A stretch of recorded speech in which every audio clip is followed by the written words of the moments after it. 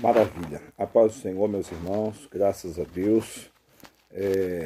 Mais uma vez, pela misericórdia e a bondade do Senhor, nós vamos gravar mais uma videoaula. Hoje eu quero gravar a videoaula da lição de número 5. O título de lição é Libertos do Pecado para uma Nova Vida em Cristo.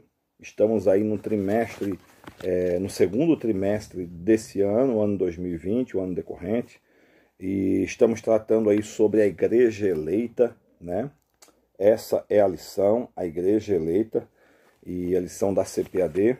Como os irmãos já sabem, nós estamos tratando aí do tema baseado na carta de Paulo à igreja de Éfeso, né? Aos Efésios.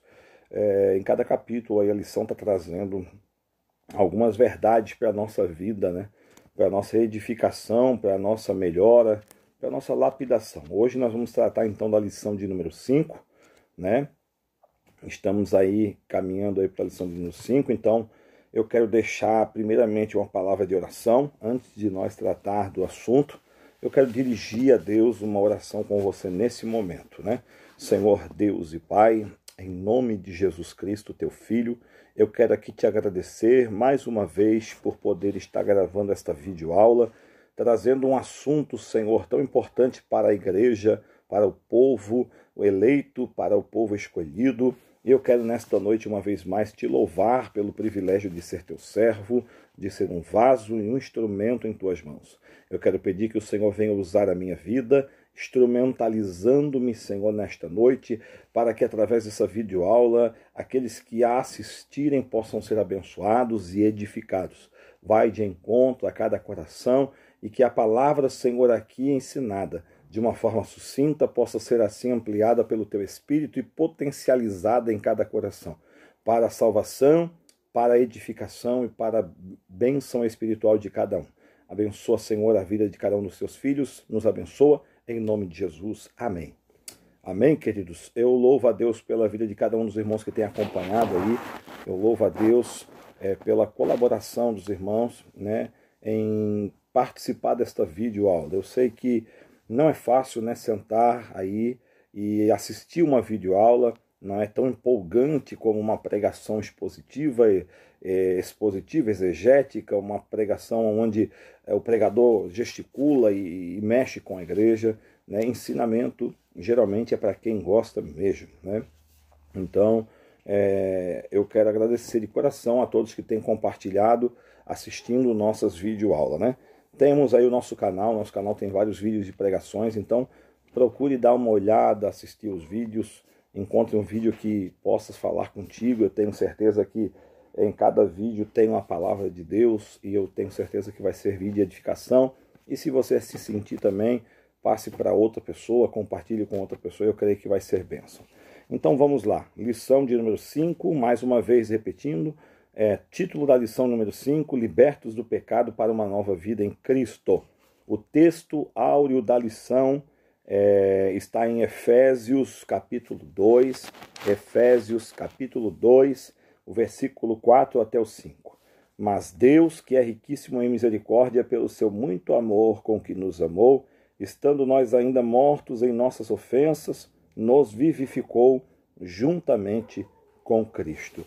Então nós podemos já perceber aí no texto áureo que Paulo vem tratando aí da nossa nova vida, né, da nossa liberdade que alcançamos em Cristo Jesus, no seu gesto maravilhoso de amor voluntário, né, ali na sua renúncia naquela cruz. Ele nos resgatou do pecado, ele nos libertou das correntes, das algemas que nos prendia nas vicissitudes da vida.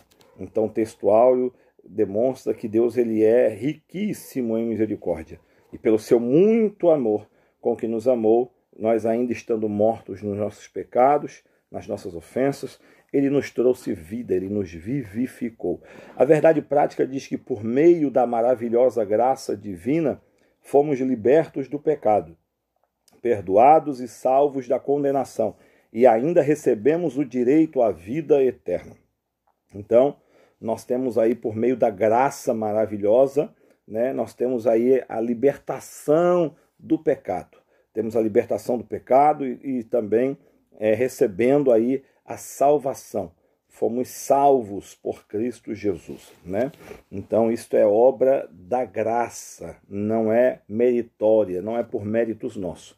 Nós vemos aí na Bíblia, especialmente aí na carta aos Efésios, que nós estávamos mortos, a Bíblia nos considerava mortos por causa da nossa forma de viver, da maneira que nós vivíamos, nos pecados, nos deleites, nas paixões infames, né? Vivendo a nossa vida da forma que a gente foi, assim, muitos criados, recebendo, assim, por orientação dos seus pais, ou até, então, outros que foram influenciados ao longo do seu caminho, do seu crescimento, né? E, assim, cederam aos desejos e às paixões deste mundo. Mas, em Cristo Jesus, nós somos libertos e salvos da condenação, e agora, então, recebemos aí o direito de vida eterna. Vamos à leitura bíblica. A leitura bíblica em classe, ela está baseada em Efésios 2, os 10 primeiros versículos. Efésios capítulo 2, do versículo 1 até o 10. Eu vou fazer a leitura e você preste atenção, observando na tua lição, ou então aí na sua Bíblia. Diz o texto bíblico, Efésios 2, 1 a 10.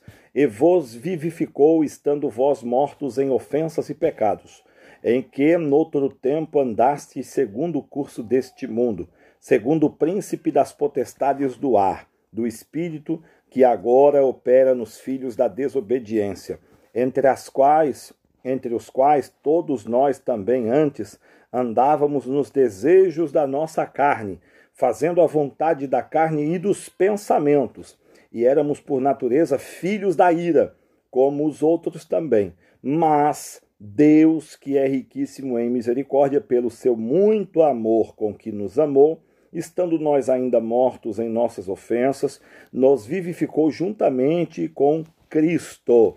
Entre parênteses, pela graça sois salvo. E nos ressuscitou juntamente com ele e nos fez assentar nos lugares celestiais em Cristo Jesus, para mostrar nos séculos vindouros as abundantes riquezas da sua graça, pela sua benignidade para conosco em Cristo Jesus. Porque pela graça sois salvo, por meio da fé, e isso não vem de vós, é dom de Deus. Não vem das obras, para que ninguém se glorie, porque somos feitura sua, criados em Cristo Jesus para as boas obras, as quais Deus preparou para que andássemos nela.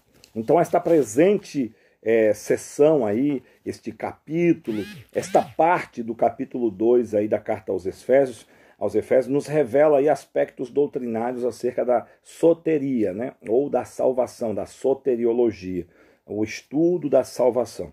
Então, nesta primeira etapa do capítulo 2, do versículo 1 até o 10, nós vamos ver aí um rico estudo sobre a salvação, né? Onde nós fomos libertos do pecado pelo favor imerecido, ou seja, graça. Quando nós falamos da palavra graça, é dom imerecido, é favor imerecido. Eu sempre utilizo um exemplo muito básico de entender, que é como um filho rebelde, um filho mau, onde o pai, que deveria, pelas suas atitudes rebeldes, lhe recompensar com uma disciplina, com um castigo, com uma aplicação de um corretivo, né? A gente fala de surra, né? Mas este pai resolve dar um presente para o seu filho para ver se ele muda sua atitude rebelde. E Deus fez isso. Quando nós merecíamos um julgamento da sua ira, quando nós merecíamos a morte pelas nossas consequências pecaminosas, o Senhor decidiu nos presentear com a vida do seu filho. O texto áureo da Bíblia, João capítulo 3, versículo 16. Porque Deus amou o mundo de tal maneira que deu o seu filho para que todo aquele nele crê não pereça, mas tenha vida eterna. Então nós recebemos aí um presente. Nós não éramos merecedores, mas através desse presente nós recebemos a oportunidade de ter uma nova vida. Essa nova vida está em Cristo, só em Cristo. Não há outro caminho, não há outra forma, não há outro meio. O próprio Cristo relatou isso na sua frase é muito simbólica, muito utilizada no Evangelho segundo escreveu João, capítulo 14, versículo 6. Ninguém vem ao Pai se não for por mim. Então a nova vida para chegar a Deus é através de Jesus. Vamos entrar no primeiro tópico da lição, porque o tempo vai correndo e eu sempre tenho posto um objetivo para cada videoaula de chegar a 45 minutos no máximo cada videoaula, fazendo uma videoaula bem sucinta, lógico, né, bem resumida do assunto, e os irmãos assim poderem também simplesmente ter um facho de luz em cima da lição e poder assim depois aguçar a curiosidade, né, para poder ir atrás de outras informações, né? Então vamos lá, o primeiro tópico da lição fala sobre a antiga natureza, morta em ofensas e pecados. Nossa antiga natureza, o nosso velho homem, como a gente trata, né? No início da epístola, o apóstolo Paulo lembra que antes da regeneração estávamos mortos em ofensas, pecados e éramos por natureza filhos da ira. Então, nós éramos considerados, a Bíblia nos considerava na época em que estávamos longe de Cristo, vivendo no mundo, vivendo da nossa maneira, da nossa forma de viver. A Bíblia considera que nós éramos mortos. Eu sempre falo que é como aqueles filmes aí que a arte hollywoodiana mostra aí de zumbi, né, os The Walking Dead. Nós éramos como aqueles seres ali inanimados, sem vida, né? Estávamos andando aí, mas fazendo o que nos dava na telha, como a gente fala por aqui, né, o que dá na mente, seguindo o nosso instinto, mas sem prestar atenção nas consequências das nossas atitudes. Mas um dia a luz de Cristo raiou, nos trouxe clareza e nos fez entender que nós estávamos errados e indo pelo caminho errado, e nós então aceitamos a Cristo como Senhor e Salvador, e então mudamos o curso da nossa vida, e isso para nós se chama conversão, mudança de curso. E a partir daí recebemos uma oportunidade de escrever uma nova história. Então, meus irmãos, na nossa condição anterior, eu estou no tópico 1 da lição, no primeiro ponto, na nossa condição anterior. E vos vivificou, estando vós mortos em ofensas e pecados. Diz o primeiro versículo que a palavra ofensa, do original grego, é paraptoma, né? Paraptoma. Tem o sentido de passo em falso de forma deliberada. Como eu falei, aqui pelo menos no grego fala uma forma mais bonita, né? A gente, pregador, pastor de igreja, a gente já fala mais no dialeto diário do povo, né? A gente andava aí, cada um seguindo seus instintos, fazendo o que dava na telha e o que dava na cabeça, agindo de forma inconsequente, impensada, e depois também se esbarrando nas consequências, né? Então, a palavra ofensa aqui do grego, paraptoma, tem o sentido de passo em falso de forma deliberada, ou seja, eu dou um passo em falso deliberadamente, não peço conselho para ninguém, não tomo orientação com ninguém, simplesmente eu faço e acabou, né? O termo para pecado, né? A palavra pecado na Bíblia, no original grego, né? A Bíblia, na sua linguagem primária, ela foi escrita lá no hebraico e também no grego, né? Com algumas partes em aramaico. Então, no grego, o termo pecado significa hamartia, ou amartia, né? Hamartia, o qual descreve como aquele que erra o alvo, aquele que erra o alvo. Então, pecado é errar o alvo, no sentido básico da palavra. O termo pecado na Bíblia é hamartia, né? Hamartia. Então, esse nome no grego é o que dá origem ao pecado, a palavra pecado no português, e o sentido, a significação é errar o alvo, errado, algo errado, né? Algo totalmente fora da direção correta. Então, em vista disso, o homem, em sua natureza decaída, é diagnosticado como morto, ou seja, uma declaração da real condição das pessoas sem Deus. O conceito é de morte moral e espiritual provocada pelo pecado que inevitavelmente separa o homem de Deus. Isaías já descreve isso. O profeta Isaías, lá no capítulo 59, ele vai dizer no versículo 1 que Deus, ele não está com o seu ouvido tampado, nem a sua mão encolhida, para que ele não possa ouvir e nem estender a sua mão para nos salvar. O versículo 2 vai dizer que os nossos pecados, o meu e o teu, nos separam de Deus. Então é o pecado do homem que faz essa separação. A nossa forma de viver deliberadamente, né, ou viver inconstantemente, ou viver nas nossas ideias e nas nossas precipitações, nos levam para longe de Deus. Tal qual um corpo inerte, a natureza pecaminosa impede o homem de ouvir e obedecer à voz de Deus.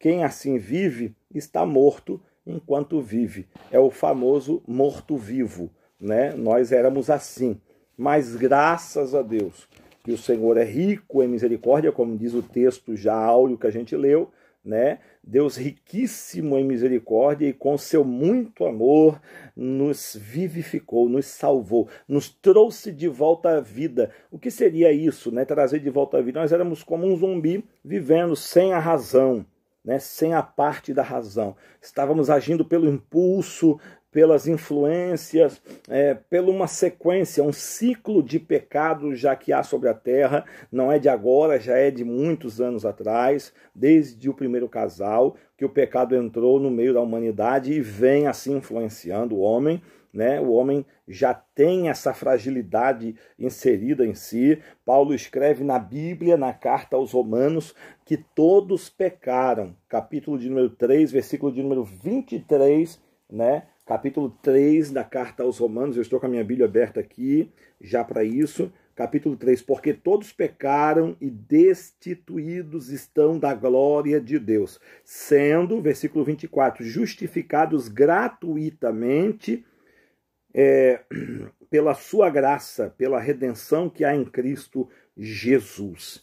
Então, Paulo, eu aconselho você a ler Romanos. Romanos, capítulo 1, 2, 3, 4, 5, 6, né, que fala aí, até o 6 fala da queda do homem, da humanidade caída, e aí no capítulo 7 e 8 ali ele já passa a descrever, o capítulo 8, versículo 1, que é o famoso, né, nenhuma condenação há para os que estão em Cristo Jesus, que não andam mais segundo a sua carne, mas que tem antes o seu prazer no Senhor, na sua lei, né, lhe obedecer. Então é muito bom, eu aconselho você a ler Romanos, é uma carta completa que traz um enriquecimento tremendo desse conhecimento da salvação, né? Do estado do homem antes de Cristo e depois como pode estar.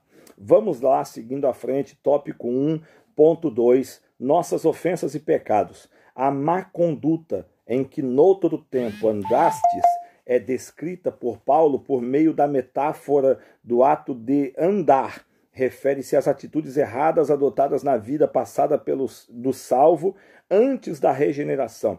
Ou seja, nós andávamos, né?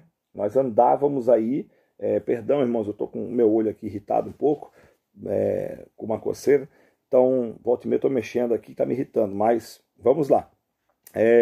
Paulo ele dá essa ideia de que noutro tempo, quando estávamos num pecado, num mundo longe de Cristo, sem aceitar a Cristo, nós andávamos, né?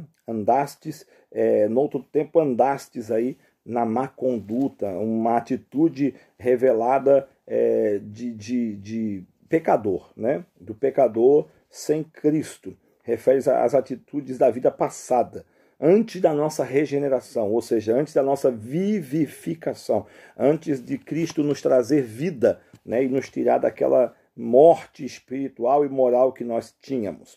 Então andastes aqui, segundo o curso deste mundo, está escrito no capítulo 2, versículo 2, os costumes eram praticados conforme o sistema mundano da época, tais como a imoralidade, o furto, a mentira, né, uma constatação de que o salvo não deve tomar a forma do mundo, relativizar o pecado e muito menos ajustar-se à maneira de viver de seu tempo.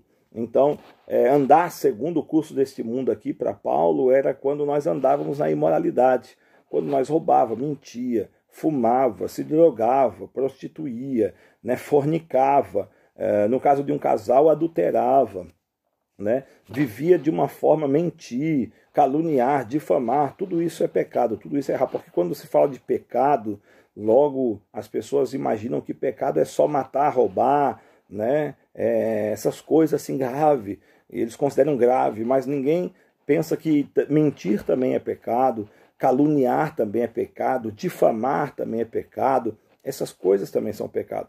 Então nós precisamos ter ideia disso, que, como eu já disse, o pecado é hamartia, ou seja, errar o alvo. Todas as vezes que eu deixo de acertar o alvo, que é ser justo, íntegro, na prática das coisas corretas, eu estou errando o alvo, ou seja, eu estou cometendo pecado. Amém, querido? Então andastes aí, segundo o príncipe da potestade do ar, uma alusão a Satanás. Paulo fala aí no capítulo 2, versículo 2 de Efésios. Né? Nós andamos aí, outrora andamos, ou andastes, como diz o texto, segundo o príncipe da potestade do ar. Que faz alusão, faz uma ideia e uma menção de Satanás, que exerce autoridade sobre os poderes do mal. Indica que os agentes malignos têm a capacidade de influenciar os homens desobedientes e incrédulos. É lógico. Nós estamos num mundo onde existem dois poderes, o poder do bem e o poder do mal. O homem não tem como ficar no meio termo. Se ele é salvo, ele está liberto da força maligna. Ele ainda é tentado, ele ainda é perseguido, mas ele está no bem, ele está na luz. A Bíblia representa como luz. Então, na luz, ele é fortalecido, edificado, e ele é instruído a ter uma prática de equidade, de retidão. Agora, se eu não estou na luz, se eu não me entreguei a Cristo como meu Senhor e Salvador, eu logo estou nas trevas. E nas trevas eu sou, então, aí aprisionado. A minha mente é aprisionada por Satanás. Eu vivo como um morto, né? Ou sou um morto pensando que sou vivo. Eu vivo num mundo onde eu acho que estou sendo alguma coisa, quando na verdade eu estou sendo escravo de Satanás, sendo guiado por ele aos prazeres da carne, às paixões imorais, vivendo uma vida maligna e dissoluta.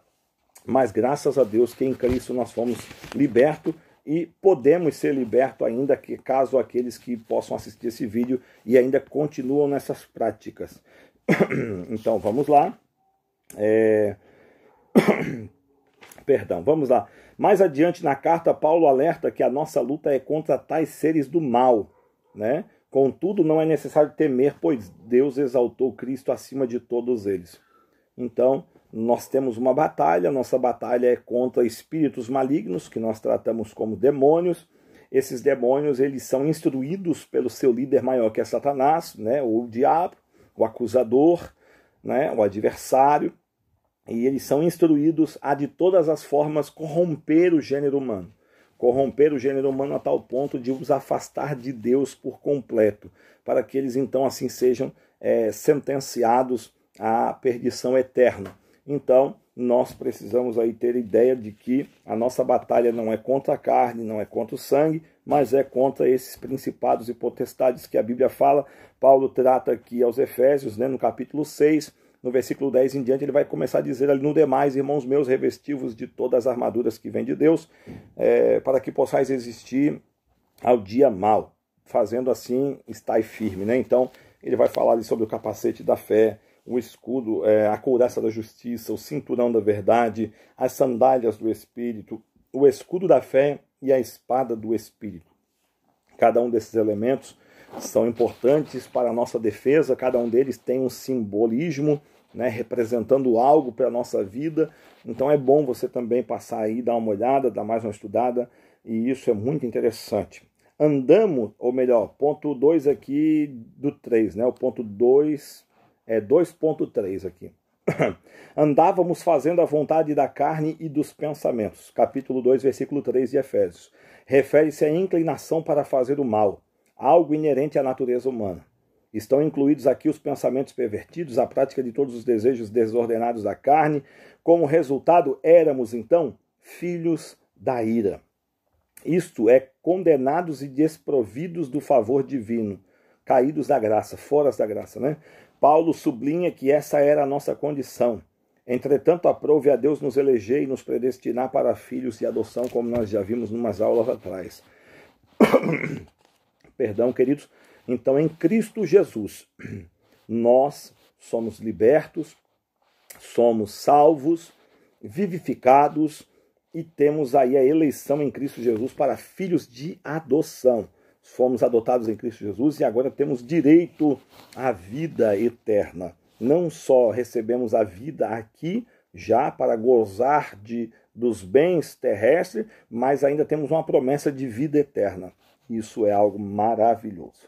Eu concluo o tópico 1º da lição e vamos passando para o tópico de número 2, onde vamos falar sobre vivificados pela graça.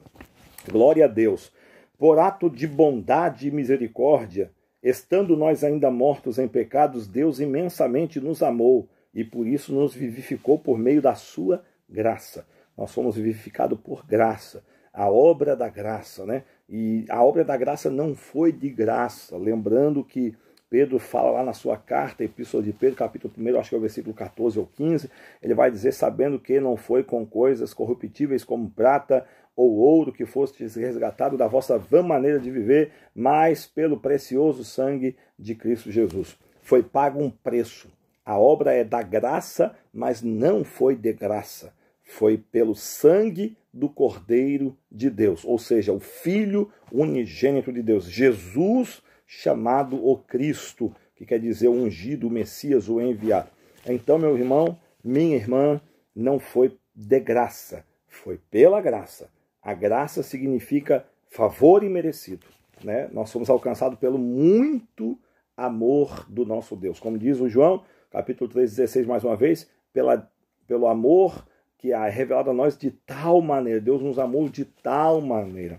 Não tem explicação. Alcançados pela misericórdia e pelo amor divino. Após constatar a situação da humanidade sob a ira de Deus, né, Paulo está falando isso no capítulo 2 de Efésios, versículo 3, Paulo passa a descrever os atos divinos de amor e de misericórdia que alteraram o quadro caótico da raça humana, começando com uma conjunção adversativa.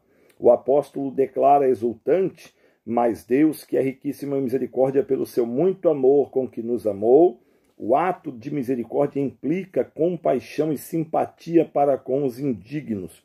Como já disse, né, Deus nos amou quando estávamos totalmente envoltos aí nos nossos pecados, nos nossos delitos, nos nossos erros. E como Paulo começa o capítulo 2, ele nos vivificou estando nós mortos em pecados. Não tinha nada em nós que pudesse atrair e chamar a Deus, né? Muito pelo contrário, pelos nossos atos, pela nossa vã maneira de viver, nós afastávamos Deus de nós, né? Mas pelo seu muito amor, pois ele é riquíssimo em amor, e Paulo demonstra isso aqui, né? A misericórdia, a compaixão, né? Deus foi compassivo, Deus teve uma compaixão imensa para conosco, para nos atender quando estávamos aí caídos, né, no lamaçal do pecado, envoltos com as nossas vestes sujas pelo pecado, mas ele demonstrou a sua magnitude, né, o seu amor maior, que motivou, né, ele a trazer seu filho a este mundo para, numa cruz, entregar-se no nosso lugar, morte vicária, né, o sacrifício vicário, uma morte expiatória. Pela morte de Jesus nós fomos salvos. Amém, queridos? Graças a Deus, vivificados por sua graça, descrevendo as dádivas divinamente concedidas aos salvos, o apóstolo enfatiza que o amor de Deus nos alcançou, estando nós ainda mortos em nossas ofensas. Capítulo 2 de Efésios, versículo 5, parte A. Isso significa que não éramos merecedores desse amor, mas que mesmo assim Deus nos vivificou juntamente com Cristo. Essa frase quer dizer que nascemos de novo, né? João 3:3, né? Quando Jesus conversava ali com Nicodemos, Jesus disse a Nicodemos: necessário te é nascer de novo, nascer da água e do Espírito, se referindo à atitude, né, daquele que se lança em Cristo, ele recebe nova vida, né? Então, nós nascemos de novo, nós somos vivificados em Cristo Jesus. Não estamos mais mortos, pois Cristo nos deu vida outra vez. Portanto, fomos vivificados sem mérito algum. Tudo foi efetivado por meio da sua graça, que é o seu favor imerecido. Nós não tínhamos nada que pudesse pagar Salmista, no Salmo 116, os versículos por ali, você vai ver ali, o Salmo 116 é bem pequeno, você vai encontrar rápido, eu não me lembro bem se é o 15 ou 14, por ali, o salmista vai dizer: o que darei eu ao Senhor pelos seus benefícios? Não há o que dar. Ele mesmo descreve: não tenho o que eu fazer a não ser tomar o cálice da salvação, pagar os meus votos diante da congregação e instruir outros a Cristo. Nós só podemos ser fiel a Ele por toda a nossa vida nessa terra. Não tem nada que possamos fazer para pagar a nossa salvação. Foi obra da graça, misericórdia, favor imerecido. Foi um amor tremendo, uma compaixão extraordinária que o Senhor teve por nós. Ponto 3 do tópico 2, para nós encerrar o tópico 2, exaltados por sua graça. O apóstolo dos gentios ainda destaca que o poder de Deus nos ressuscitou juntamente com ele e nos fez assentar nos lugares celestiais em Cristo. Observe que a palavra juntamente indica que Deus concede ao homem os mesmos benefícios alcançados por Cristo: a ressurreição, a vida eterna e o galardão nos céus. Paulo trata isso lá em 1 Coríntios 15, né? No versículo 3 até o 8, no 20 a 25, quando ele fala ali da ressurreição dos salvos, da transformação do corpo mortal para o corpo imortal, o corpo carnal para o corpo espiritual. Paulo explica muito bem no capítulo 15 aos Coríntios. Então ele também trata dessa questão aí, onde nós podemos perceber que nós recebemos os benefícios aí que Cristo também recebeu. Temos direito, né? Ou seja, juntamente com Cristo receberemos aí a ressurreição, vida eterna e galardão nos céus. Isso é maravilhoso. Assim, ao conceder tais bênçãos aos homens, Deus mostrou as abundantes riquezas da sua graça. Nós já estudamos aqui, né, numa lição passada, riquezas espirituais aí que alcançando as bênçãos espirituais. Desse modo, ratificamos que a salvação e seus privilégios são conferidos pela imensurável graça de Deus, o favor divino e merecido, né? Ratificar aqui, né, quando o texto aqui diz aqui, desse modo ratificamos, significa confirmar, né? Bater em cima, afirmar, né? Não é o retificar, que seria arrumar ou tirar algo que foi falado errado e colocar outro algo. É ratificando. Ratificando é afirmando o que Paulo disse, né? Então, ratificamos que a salvação e seus privilégios são conferidos pela imensurável graça de Deus e o favor divino e merecido. Então, nós somos alvo desses privilégios, né? Salvação aí através de Cristo Jesus, a partir daí a vida eterna, ressurreição e aleluia, os galardões nos céus. Isso vai ser maravilhoso. Fazendo um resumo aqui, irmãos, até agora, o pecador, ele passa da morte para a vida por meio da graça divina concedida por obra da misericórdia e do grande amor de Deus. É obra de misericórdia. O que Paulo trata aqui, a síntese desse capítulo 2, aqui do versículo 1 ao 10, é a misericórdia de Deus estendida ao homem. As suas misericórdias são a causa de nós não sermos consumidos, né? Isso já disse lá atrás o sábio, né? Maravilha. Vamos indo aí ao tópico 3 para nós partir para o desfecho dessa lição. Como eu disse no começo, amados, essa lição, essa videoaula é um resumo, né? Logicamente, eu queria ter uma sala preparada, um ambiente próprio para gravação, com um quadro, com todo o material para mim poder fazer projeções aqui enquanto eu estou gravando, enquanto eu estou falando, lançar na tela os textos que eu estou utilizando. Eu gostaria muito, mas eu não sou muito afinado com essa tecnologia. Quem sabe um dia Deus me dê a graça, as condições, eu possa fazer vídeos melhores. Eu quero justificar aqui a minha simplicidade, né, pedir perdão aos irmãos. Eu sei que tem professores que fazem videoaulas muito mais incrementadas. Eu estou usando somente aquilo que eu possuo. Eu não tenho um ambiente próprio para isso. Eu estou fazendo aqui exatamente para suprir uma necessidade nesse período de quarentena devido à pandemia do Covid-19. Amém, queridos? O que eu gosto mesmo é de dar essa aula na classe, onde eu sou perguntado pelos alunos, onde nós colocamos num quadro, onde nós passamos no data show, onde nós utilizamos a Bíblia, onde os irmãos cooperam com perguntas, com participações. Dessa forma é que eu gosto. Aqui eu estou fazendo simplesmente um resumo da lição para não deixar passar em branco. Amém? Me entendam e me perdoem a simplicidade desse vídeo.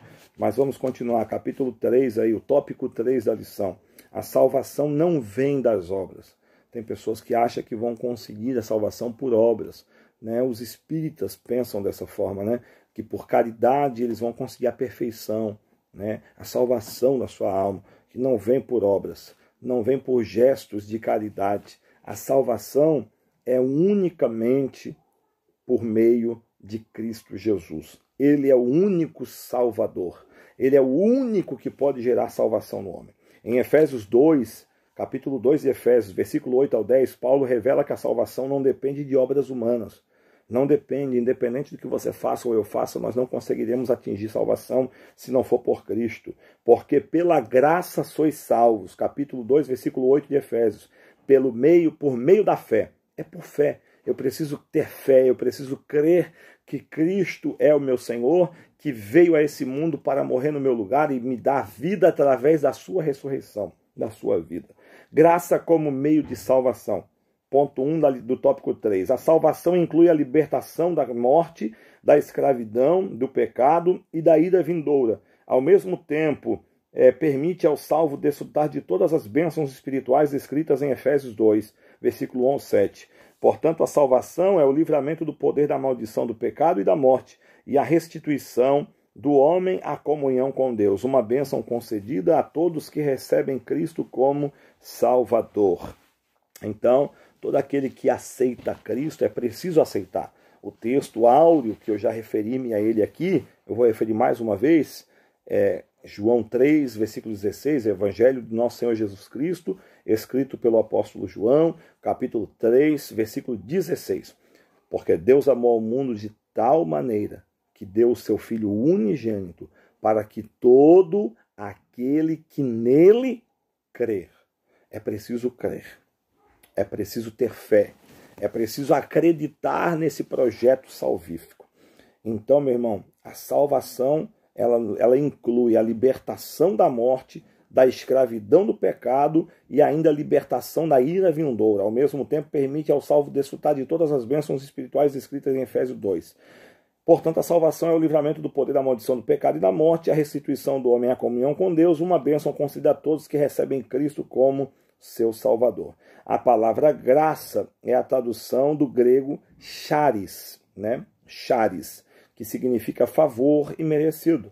Ela mostra que a iniciativa para tornar possível a salvação veio da parte de Deus e não de nós. É por meio da graça que Deus ativa o livre arbítrio e capacita o pecador para que responda com fé ao chamado do Evangelho.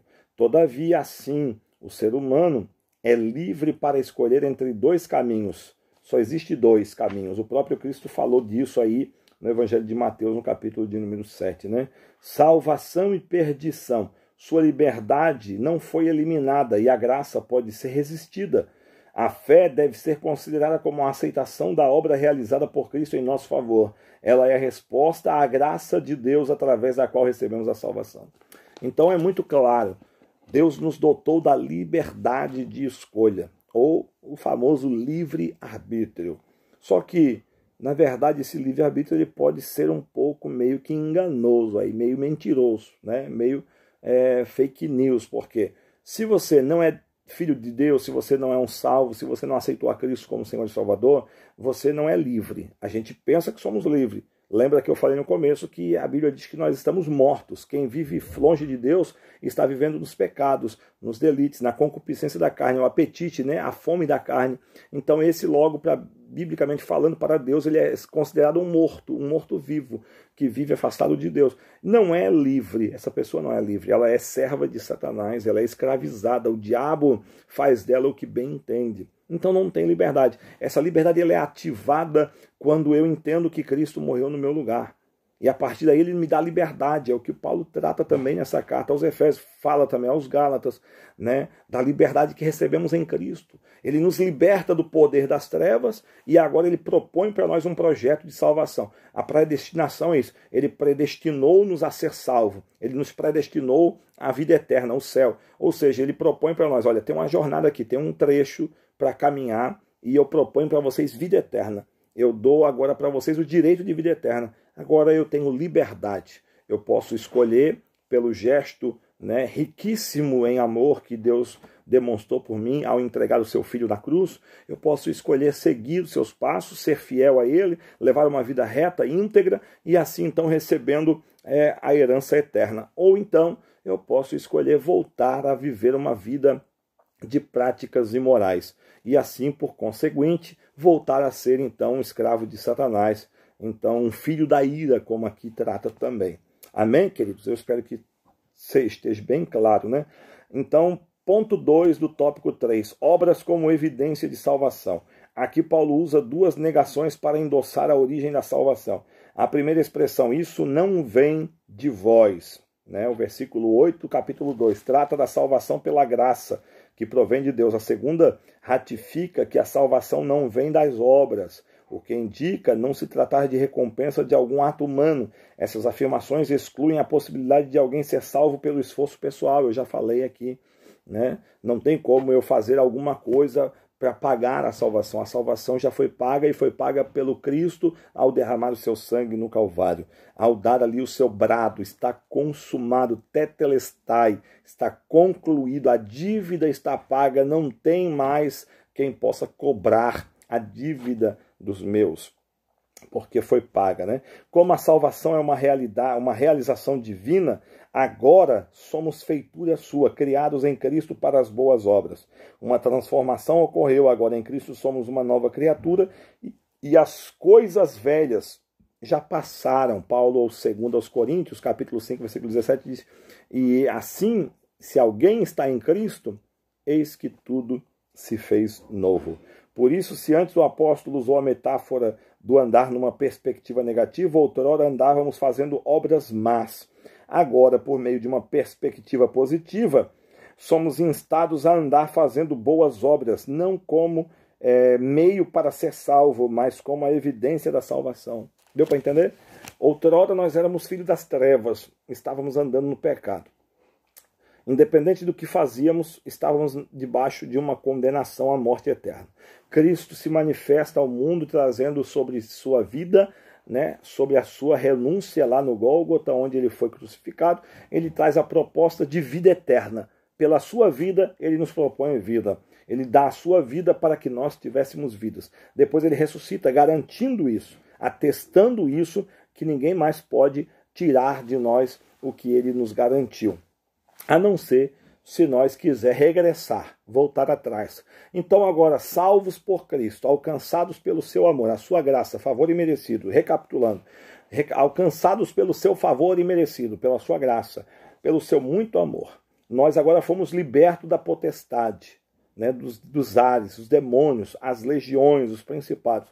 Fomos lavados pelo seu amor, pelo seu sangue.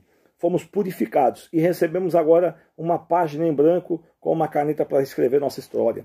Como filho da luz, como salvos que somos, agora sim precisamos ter obras boas, obras justas, obras dignas de alguém que é arrependido, para então atestar a nossa salvação.